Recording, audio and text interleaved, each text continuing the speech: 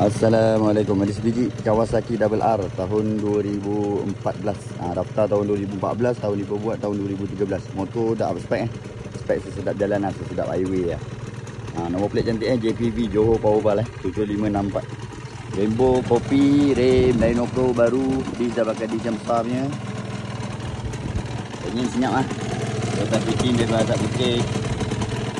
Ada bunyi pelik-pelik lah. Air pun tak ada, air teh tarik dan susu tak ada.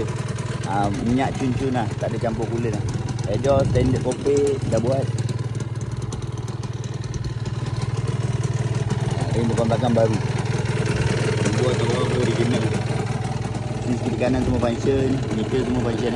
Meter minyak, meter temperature, meter RPM semua hidup lah. Ini semua hidup function. On semua function lah. Signal, wiring semua hidup. Boleh dengar punya engine.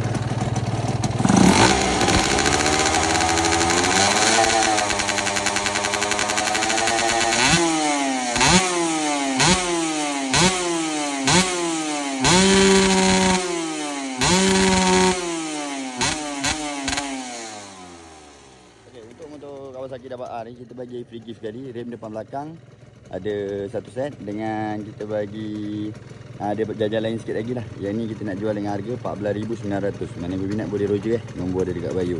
Assalamualaikum.